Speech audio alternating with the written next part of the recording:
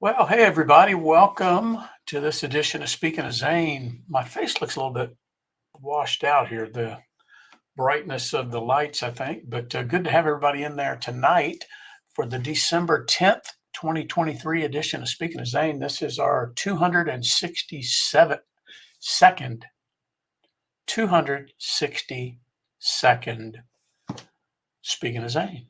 How about that? Good to have everybody in there.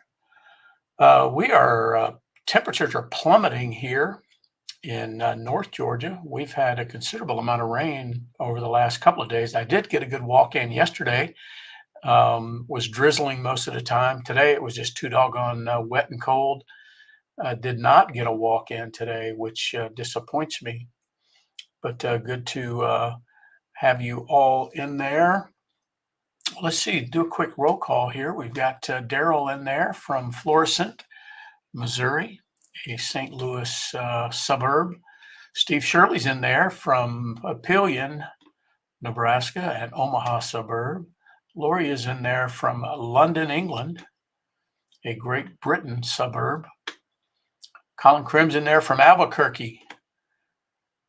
He's probably from a suburb. I don't know. Colin, do you have a Albuquerque proper address? I know there's a lot of little hamlets around there. But good to have you all in there.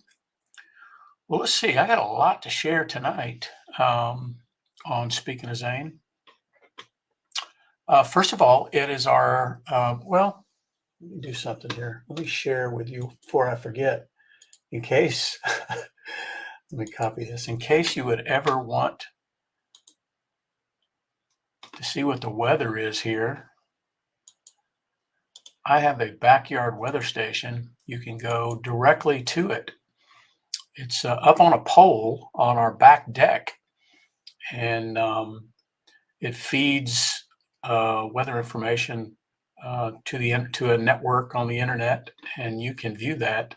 Putting the link in the chat there, but it's spinning for some reason. But let me try it again. But it's kind of cool. It's I've had this weather station for 3 or 4 years now, and it's a really cool one. Does obviously temperature and barometric pressure and wind speed and direction and rain and lightning detection and all of the stuff you might expect. Yeah, for some reason that's not letting me paste it, but it's kind of a cool one. If you ever want to see what the weather is doing, oh, there you go. It's in there now. If you ever want to see what the weather is doing on our back deck, that's where you can go, and that's as real as it gets. It's kind of a cool weather station there. But okay, so now we know that Colin is 25 miles east of Albuquerque. All right, so he's in an Albuquerque suburb. All right, let's see. Happy birthday, 7th birthday, to our little granddaughter, Zaylee. That is Tyler's daughter, and she was born just 14 days after her cousin, Everett, who is our daughter Hannah's son. So Everett and Zaylee kind of grew up in the same house for what, Lori? The first couple of years of their life anyway. But Zaylee turns 7 years old today, and she and her little brother Colby are young, and they didn't get to spend a whole lot of time this last year or two with their dad, Tyler. So I really don't know. I don't know what their mom has shared with them or what. I really don't know. But Lori and I will be going down there to visit with them after Lori gets back, somewhere in there, January, February. But anyway, it is her birthday, and she is such an adorable little girl, and wishing her the best there. We have a lot of birthdays in our family in the month of November and December. Matt Aaron's in there. Hey, Matt. And including Tyler and Zane's birthday. They both of their birthdays are in the month of December. Tyler was born on December 21st, and Zane was born on December 29th. I think I got that right. I pretty much suck at birthdays and stuff, but I think I'm right on those two. But yes, a tough time of year for people that have lost loved ones. All the memories of the holidays and everything, and especially with with Tyler and Zane with their birthdays and everything, and um, really, um, Tyler passed away on September the 6th or the 5th. Was it the 5th or the 6th? It was the day after Labor Day, but so it's been over 3 months. Um, hey, Carrie. And yeah, on the 5th. So it was the day after Labor Day that Tyler passed away. And so it's been over 3 months. And, you've heard us allude to, the uncertainty of his death and waiting on the medical examiner and all of that stuff. It's just crazy. It's just such a crazy process. Anyway, um, after 3 months, we finally got his death certificate. And I mean, no parent ever wants to, have a death certificate of one of their children. Um, and Let me see, Dad. Am I still working okay? My dad says that I'm frozen. It's getting pretty cold here. It's about 40 degrees, so I might be frozen. But I think he's talking about the video feed. Does everybody else see me okay? Moving my hands. Give me a thumbs up or something. But okay, Daryl says I'm okay. All right, Carol says I'm okay. Yeah. So anyway, after 3 months, we finally have a cause of death, and um, it's um, it's not an unexpected cause. In fact, it's it it's what we had always expected, um, and I don't know, it's hard to say, but when the cause of death, I mean, there were so many variables. There are many secondhand. There's a lot of uncertainty about the sequence of events and everything. So there was just great uncertainty about things, and um, so it led us thinking that other causes were possible and this and that. But um, and I'm not done, trying to really flesh out, as much as I can find out from people that might know parts and pieces of it. But we did get an official cause of death. Um, and like I said, it's the one that we always expected might come. In this case, it was methamphetamine toxicity, which is basically, a meth overdose, and categorized as accidental, as most overdoses are. But it does. I wouldn't say I don't know that it helps in any way. I mean, the only way that it helps for me is to not wonder if about all the other possibilities that we were thinking with, things that we had heard, and I mean, it doesn't make, his loss any easier, but at least now we don't know all the circumstances. I'm still, um, there are still some things that trouble me, that I would like to get to the bottom of, and have some people held accountable to this chain of custody of his belongings and different things. But um, it's just a terrible, terrible thing, for sure. Um, in fact, he has a friend called David, and I talked with Lori before I decided I would share this, but this friend of his, David, actually served time in prison with Tyler and was an addict himself. And fortunately, his path took an entirely different, um, um, trajectory than Tyler's did. And um, he has since gone on to college and has a master's degree and is working for a federal agency that advocates on behalf of drug awareness. And anyway, he's doing great work. And he wrote an article about, he used Tyler's name, but it could be anybody. Um, it's an all too common circumstance, and he wrote a very convincing article about it, which I will share, um, on Speaking of Zane and on the Facebook page, and you guys can go read it. I don't expect you to agree, with it, maybe agree with everything, but I mean that's up to you. I mean, the guy who wrote the article has some very unique credentials as it relates to this kind of thing. Um, anyway, I appreciate him for reaching out to me and advocating for Tyler and others like him. And it's really I think it's an effective article that merits, um, some attention. But anyway, so that, there's at least an advancement there in,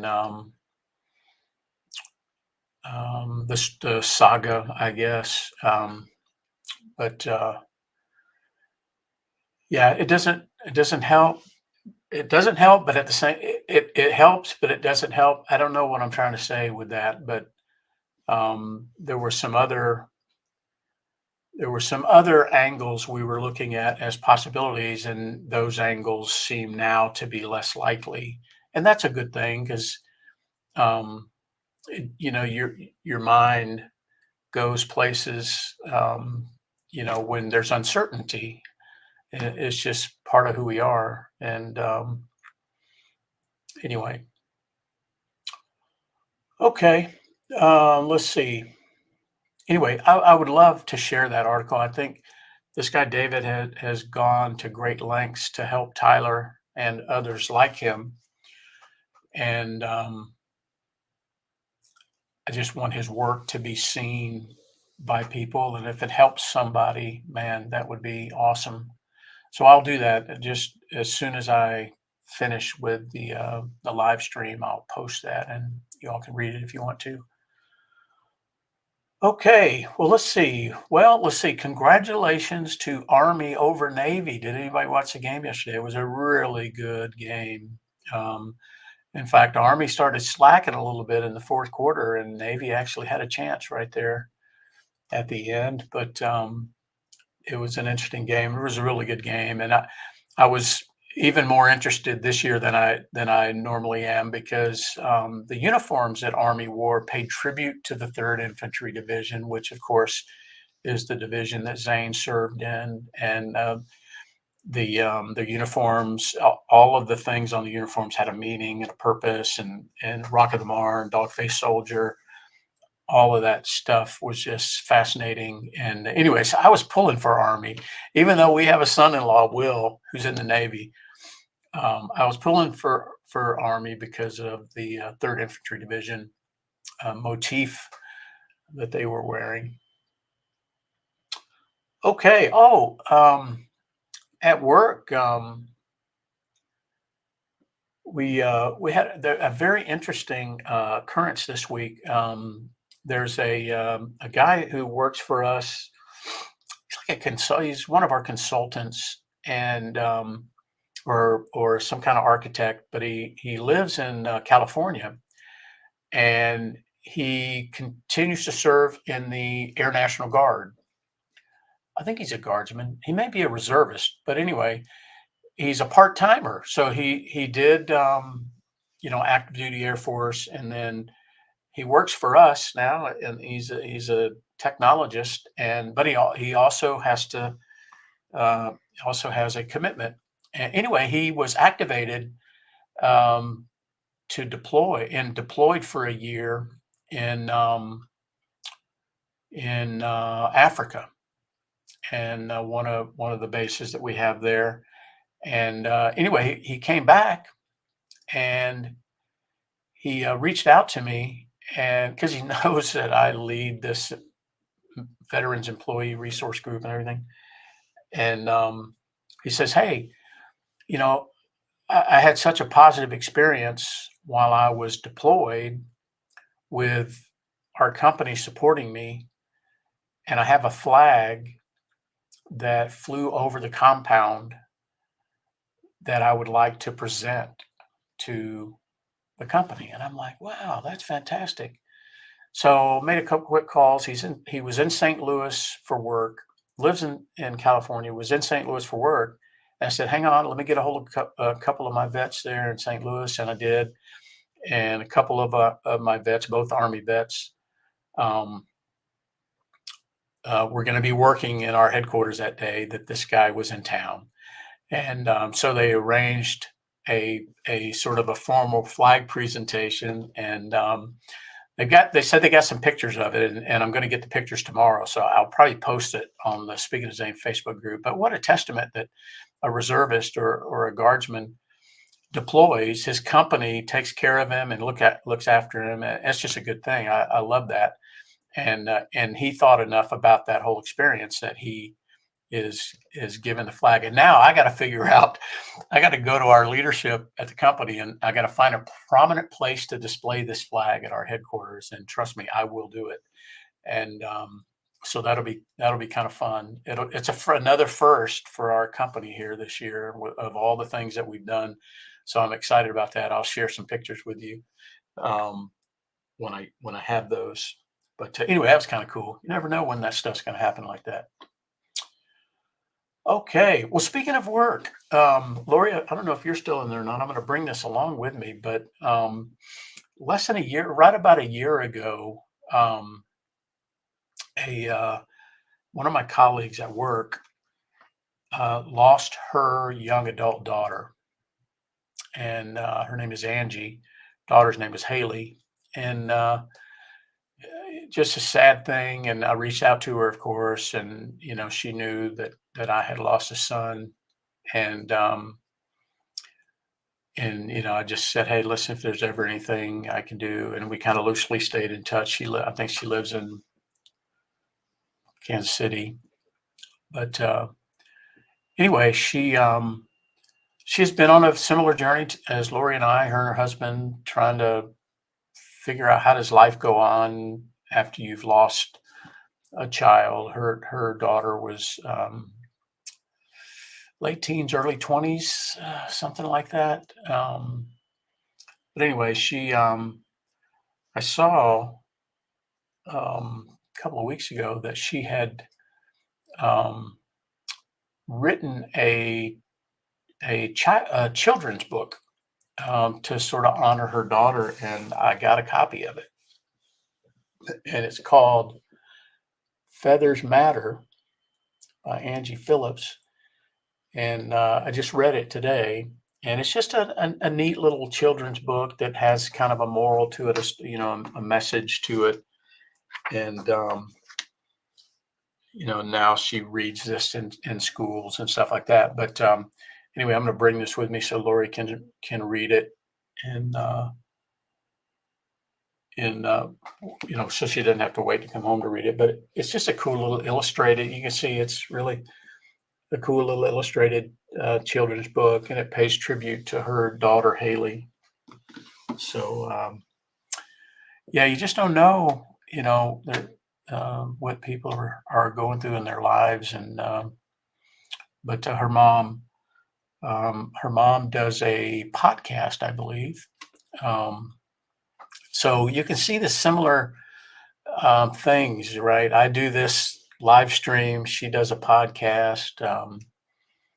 She's written this children's book. Lori's writing a book about Zane and maybe Tyler. I don't know. Lori's got all these things going through her head about how she wants to capture this saga that we've endured. Um, Anywho, but I thought that was kind of cool. Okay, well, what do we got coming up? Wreaths Across America. Wreaths Across America is this coming weekend. It's only a week away, less than a week away. In a lot of the cemeteries, the Friday, and this is true for Georgia and Jefferson Barracks in St. Louis, the Friday they're allowing family members to come and place headstones ahead of everyone else. I don't know if I'm going to get to on Friday. I might, though. I might. I'm going to see how it goes. If not, I'll be there first thing Saturday morning. Early Saturday morning, December the 16th, and get in and out because I'm flying to London next Saturday, overnight. So I think my flight is like 5 o'clock or something like that. So I'll do the wreaths, come home, go to the airport kind of thing.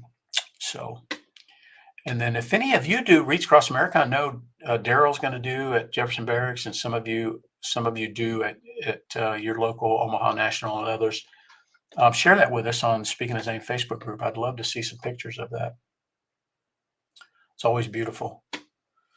Well, speaking of London, so I'm heading over Saturday. I'm flying from here to Miami to London, Heathrow. I get to Heathrow late morning on Sunday, and I'll make my way to Lori in our flat, and I'm going to be there to work a few days with my students.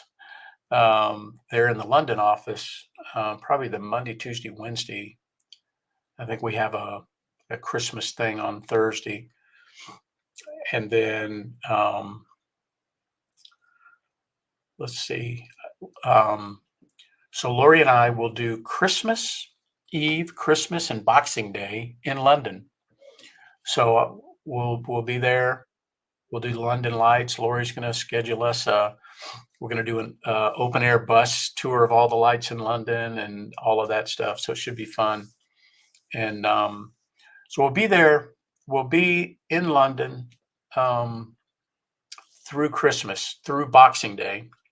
And then on the 27th, we're going to head up to, I've got a car reserved, and we're going to head up to Cambridge.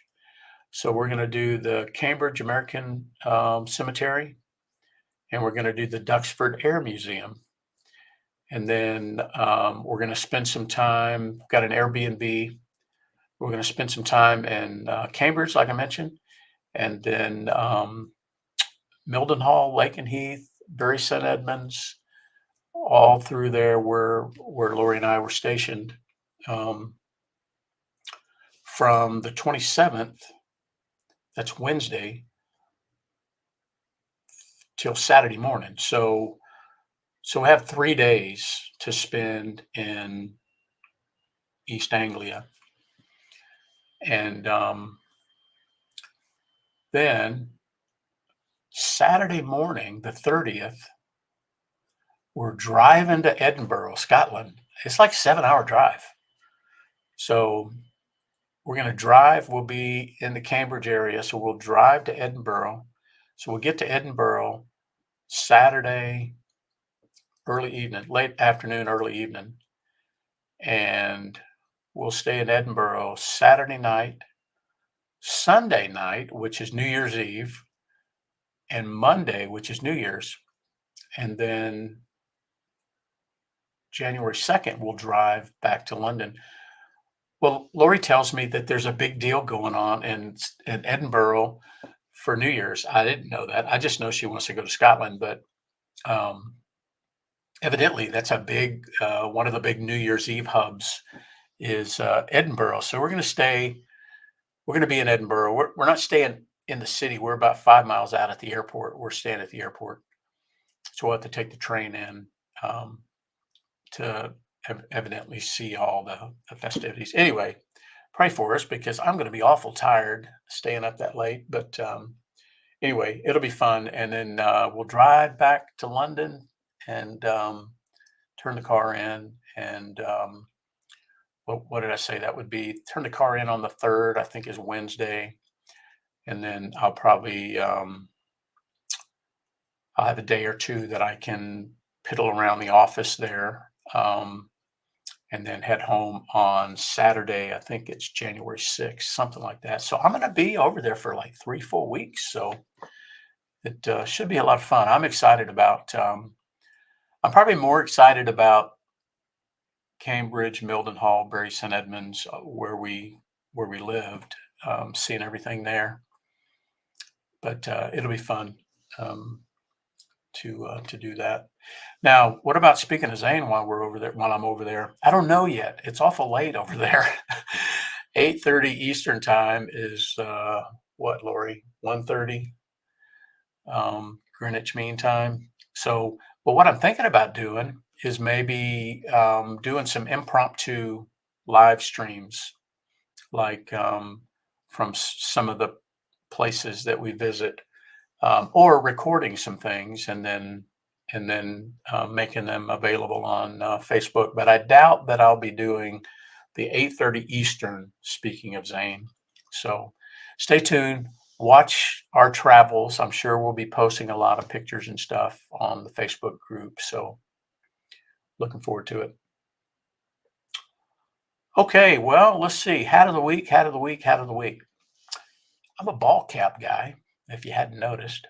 And usually wearing a ball cap that has something to do with what's going on around here. And this week, in honor of Army wearing the 3rd ID uniforms that they did during the game, I decided to wear my 3rd Infantry Division ball cap. So that is the hat of the week. And Lori's telling me that there is a McDonald tartan and that I would look good in a kilt. Now, 90 pounds lighter, that could be true. A lot less fabric too. So we'll see. We'll see. I'm guessing that if there is a kilt involved somewhere along the way, there will probably be photographic evidence of it. No, I did not receive your envelope yet. I did not. But I'm on the lookout for it. We get a lot of stuff delivered to this house, trust me. But I do a pretty good job of checking. But I will keep an eye out and I will let you know if I get what you mailed me there. Thank you so much. Okay, so Lori says indeed she will be manning the camera. We'll see what happens. Okay, well, let's see. So this week in military history, hang on a second here. Let me make sure I got my, oh yeah, hey, Ken's in there. Yeah, Ken, sorry, Ken, I just saw you announce that you were there. Ken was traveling and he just got home and was letting me know that. So good to have you in there, Ken. All right. Well, let's see. So this week in military history, obviously the big thing that happened this week was the attack on Pearl Harbor, December the 7th, 1941, a date which will live in infamy. And ever since I met Ken, I've looked forward every year to him sharing the story of his father, who was a Pearl Harbor survivor, and very interesting account of what he witnessed that day. And unfortunately, Ken's father and his mother passed within the last few years, and they're both buried at Arlington National Cemetery. But just a fascinating story. In fact, Ken, would it be okay if I read uh, the recollection of your father? Let me move. I pulled it up on your Facebook site here, and I just think it's worthy of telling this story every year. In fact, you all know Pearl Harbor. I would love to, and Ken has done this over the years now. I would love for people that don't really know much about it, like younger people. I would love to share this story with them, just like um, I shared a 9/11 story, because now I have people that work for me that weren't born on 9/11. If we don't tell the story, how are they going to know? And it's the same thing with Pearl Harbor. And the farther and farther away we get from it, the more difficult that challenge becomes. And I'm glad that every year, Ken does a great job of sharing that story. And let me read this account here. It's a fascinating one, and it may take me just a few minutes. I can get myself back to it here.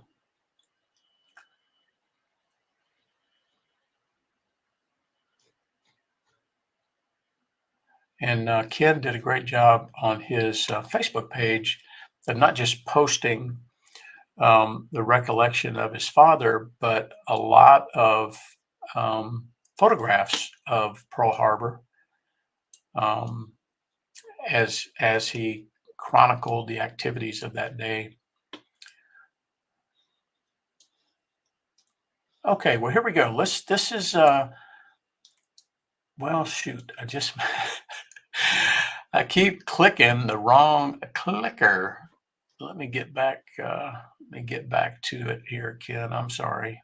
Here we go. Okay. Recollections of Hickam Field during the attack on Pearl Harbor by Joseph A. Pesic, Technical Sergeant, United States Army Air Corps, 5th Bomber Group. On the morning of December 7th, 1941, I got up shortly after 6 a.m. and walked to the NCO Club for breakfast, which was adjacent to the Pearl Harbor Navy base. At the time, I was a technical sergeant in the 5th Bomber Group and shared half of a duplex government house with Joe Barrett, 4th Recon Squadron. After breakfast, I headed to the bus stop to wait for the 8:05 bus to take me to Honolulu, where I was to play golf at the Wailea Golf Course. Tough duty there, huh? Sunday morning golf. While sitting there on a beach, I noticed a large flight of aircraft approaching from the northwest, flying at an altitude of about 15,000 feet and at a distance which made identification impossible. I had seen similar flights come in preceding the arrival of UF aircraft carriers, and just assumed another of our carriers was coming into port at Pearl Harbor. They approached at a point almost due north of where I was sitting and suddenly began to peel off in steep dives into the harbor. I watched a large torpedo-shaped bomb drop from the first plane, followed by a huge explosion. As one after the other dropped their torpedoes, terrific explosions and flames were plainly visible. At the time, I thought it strange, but possible that the Navy was conducting some sort of exercise and possibly destroying something over in the West Locks, where the target ship Utah and other old ships were moored.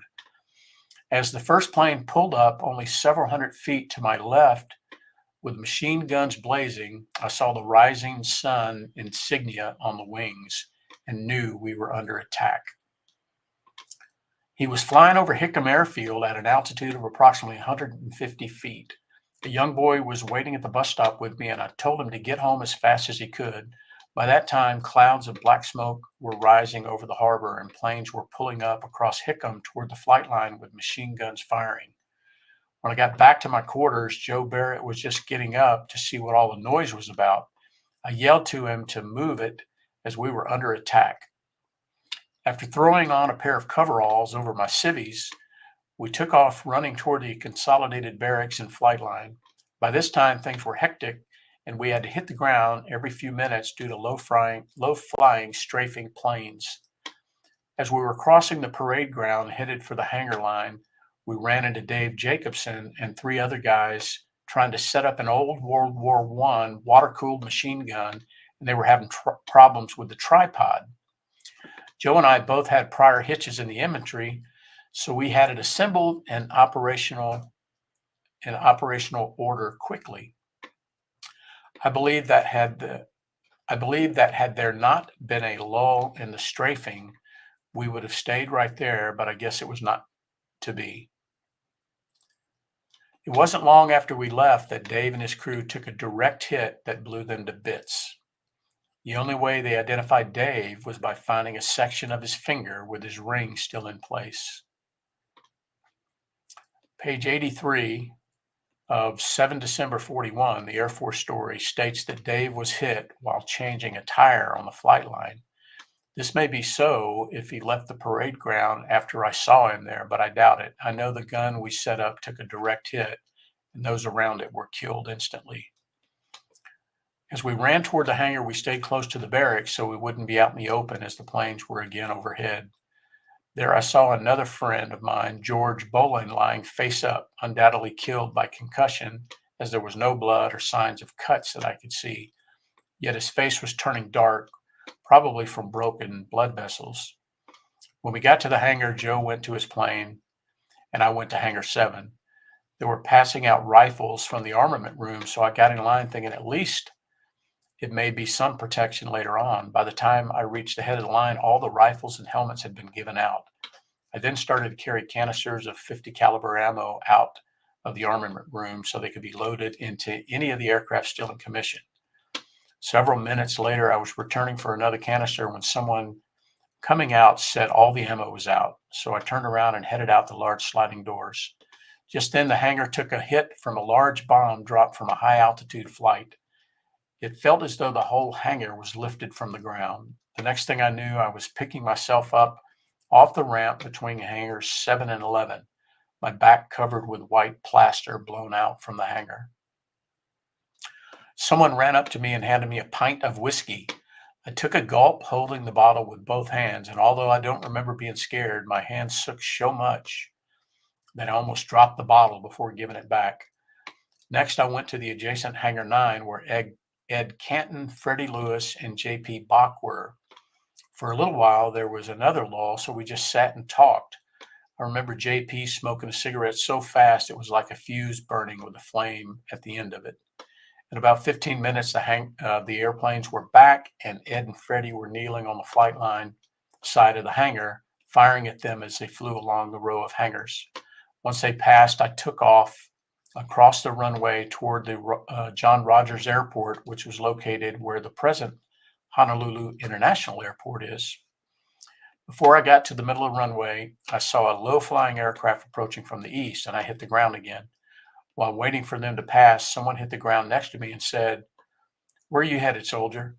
I looked up, and it was Brigadier General Jacob H. Rudolph, commander of the 18th Bombardment Wing.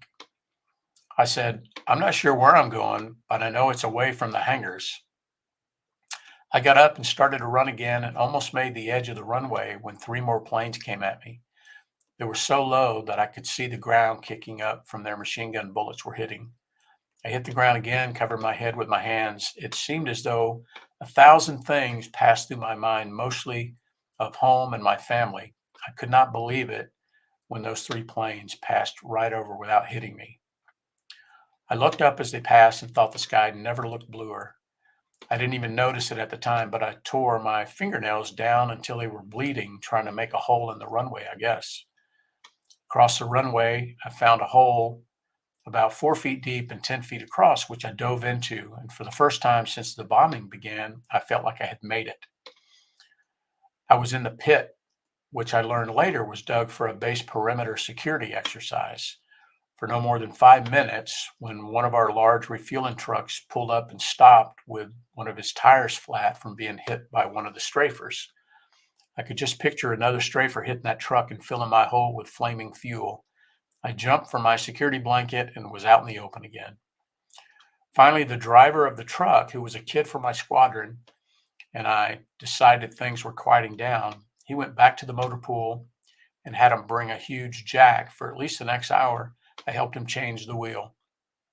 I then went back across the runway to the fifth bomb group personnel office, where a bunch of guys I knew had gathered. When Mike Kokan saw me, he said that he went to my quarters earlier and thought I had been killed. He told me that a small bomb hit up against the curb in front of my house and blew right through it. When I finally got back to the house Tuesday evening, I found that my wristwatch, knocked from the top of the dresser into the open drawer, had the only piece of glass in the house that wasn't broken, including the tiles in the bathroom.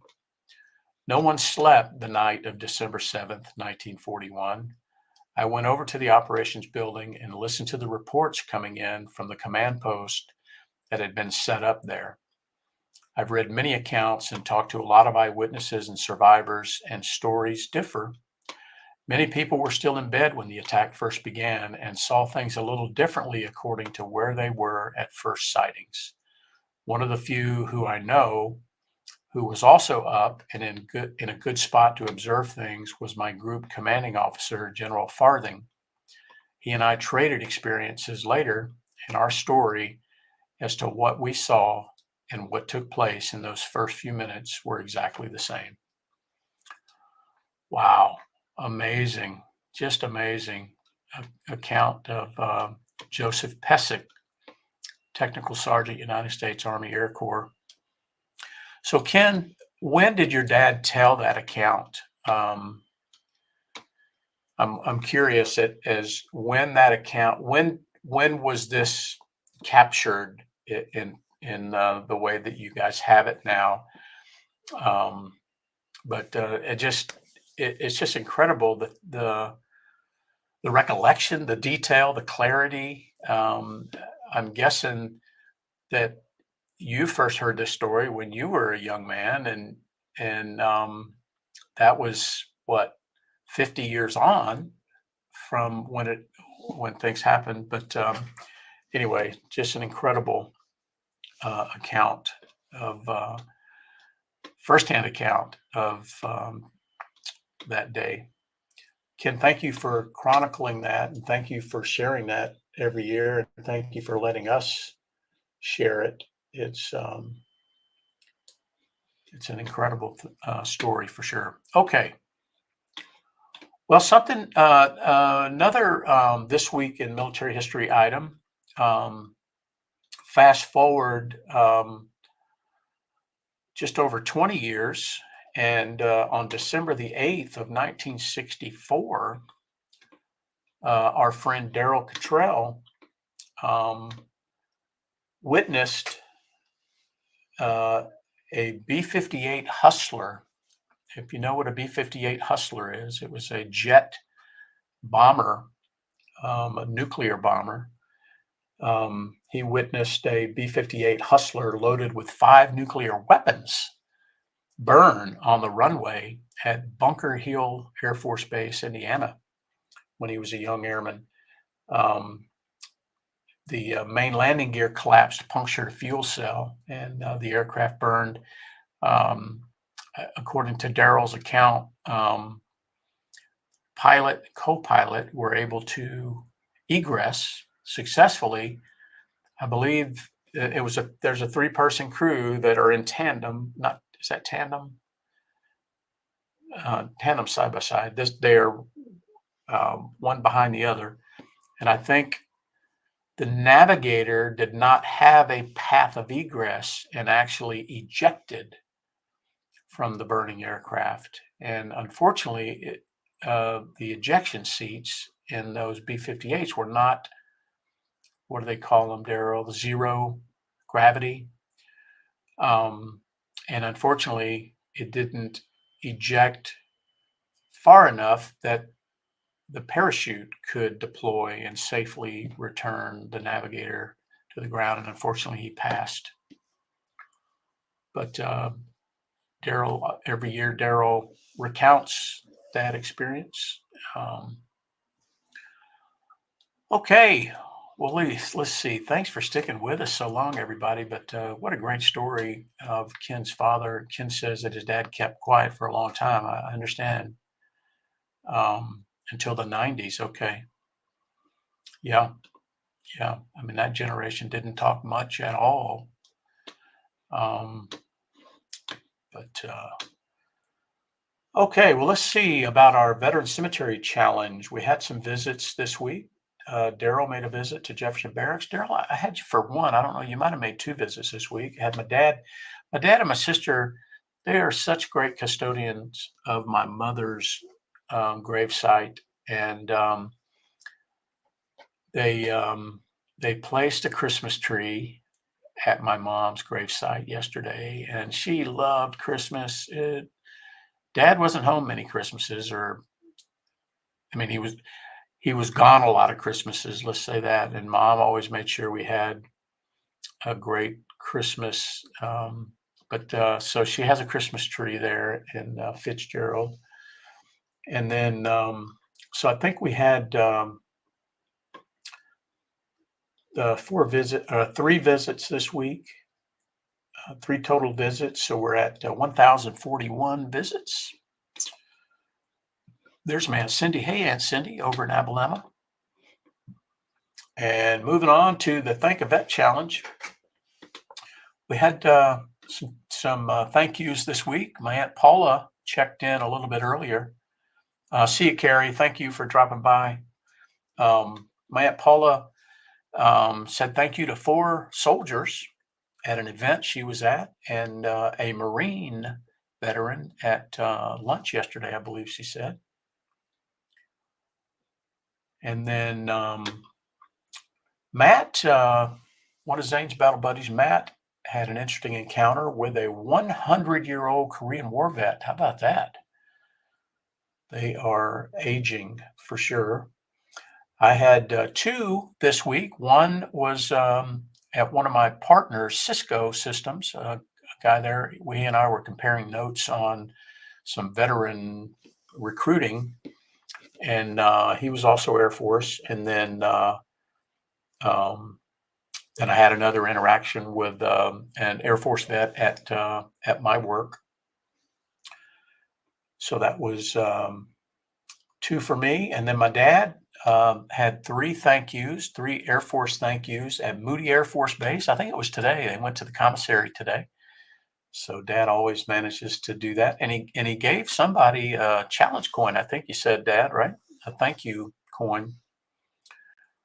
Very good. Let's see. Steve says he took the grandkids hot chocolate with a cop on Saturday. Thanks 6 Omaha police officers. Sam's 3. Okay, let me add these. Let me add these, Steve, real quick here so we can up our numbers. We are getting close. So 6 Omaha PD. Outstanding. And 1 Army and 2 Navy at Sam's.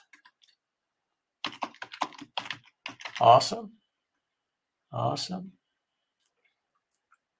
So, Steve, was the Korean War vet one of the navies? I just don't want to duplicate the numbers there, but good stuff there. I tell you, you can meet a lot of fellow veterans out there shopping. That's for sure. Kroger, Walmart, Costco, for sure. All right. Well, let's see. Okay. Thank you, Steve. Let me 6, 7, 8, 9. So I'm going to add 9 to Ken's, which takes us to a total of 20 for the week. 20 for the week. And if I add 9, that gets us to, okay, Ken, I'm expecting you to do the math here because you issued the 2,500 challenge. We are at 2433. 2,433 thank yous, and we are trying to get to 2,500 by the end of the year. We got a few weeks left, trying to get to 2,500. So we're getting close, 67, Ken says. So we all rally here over the next few weeks. I think we'll be doing just fine. And then I think when we get to 2,500, Ken will tell us what the challenge. He's challenging a donation to My Warriors Place. So how about that? Good stuff. Worthy cause. I saw they got some. Kelly posted some news about My Warriors Place this week. They got a very generous donation from a couple of organizations in town down there that helped them with the hurricane cleanup. So that's always good stuff. And I want to tell you guys, if you're looking for some good, wholesome, either classic Americana type rock and roll, classic country, classic Christmas, and you're having trouble finding that somewhere, go to Wreaths Across America Radio. Go to the Wreaths Across America website, or go to iHeartRadio or any of the other streaming services and just say, Alexa or Google, play Wreaths Across America Radio, and you'll get Wreaths Across America Radio. Anyway, there's all that kind of good music, holiday music, and there's also good features, good interviews and stuff, veterans related matters and things. Anyway, I don't think I've mentioned that very much lately, but Wreaths Across America Radio, especially running in the run up to this Saturday, the 16th, and then on through Christmas. Okay. I think that may be it. I think I had one more thing here I wanted to share. Let me see if I can find it. I'm looking at my other screen here.